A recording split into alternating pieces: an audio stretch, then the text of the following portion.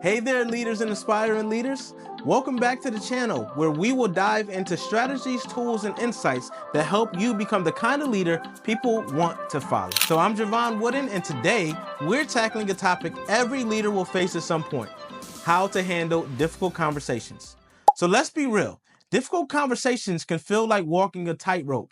Whether it's giving that tough feedback, addressing a performance issue, or dealing with conflict between team members, these conversations are necessary for growth and trust in your team. So let's talk about why difficult conversations matter. Before we jump into the how, let's talk about the why.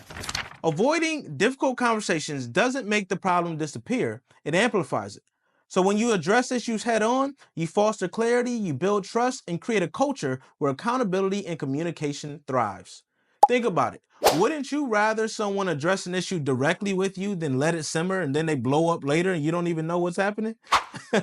I know I would, but I get it. It's not easy. So let's break this process down into actionable steps that'll make you more confident when you're in the hot seat. So let's talk about preparing for the conversation. The first step is the preparation. Here's what you need to do before you even have the conversation. You got to clarify the issue. What's the core problem you're addressing? Be specific and stick to the facts. Set your intention. Ask yourself, what outcome do you want from this conversation?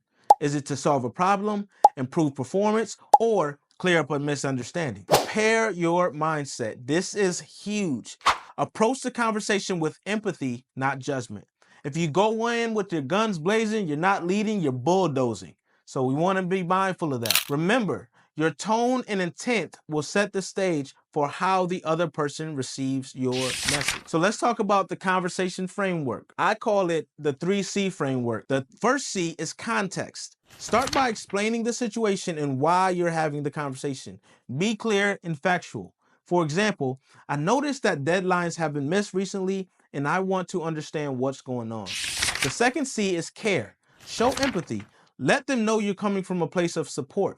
For example, I know balancing projects can be tough, and I'm here to help you navigate this. The third C is clarity. End with an actionable step. What needs to happen next? And be specific. This structure keeps the conversation productive and focused on solutions rather than blame. All right, now we got to talk about the elephant in the room: emotions.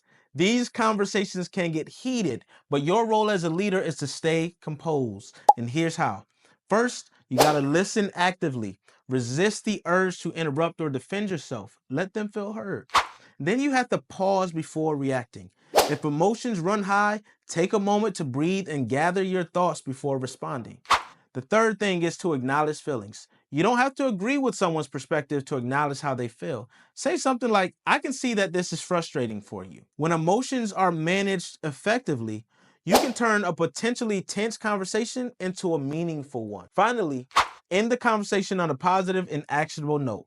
Summarize what was discussed, agree on the next steps, and then reinforce your support. Here's how it may sound. I'm glad we had this conversation because now I can understand better why the project deadline keeps being pushed back. Let's check in next week to see how things are progressing. By closing with clarity and encouragement, you leave the door open for growth and collaboration. All right, I got to give you some bonus tips before we wrap things up. Number one is to make sure you pick the right setting. Choose a private, distraction-free space for the conversation. Be open to feedback. Difficult conversations are a two-way street, so you have to be prepared to listen to some constructive criticism. The other thing is to follow up. Accountability is key. You have to check in to ensure that progress is being made. I know handling conversations can be difficult and it's a skill that takes practice, but it's one of the most powerful tools you can develop as a leader. So next time you're faced with one, remember, clarity, empathy, actionable steps are your best friends.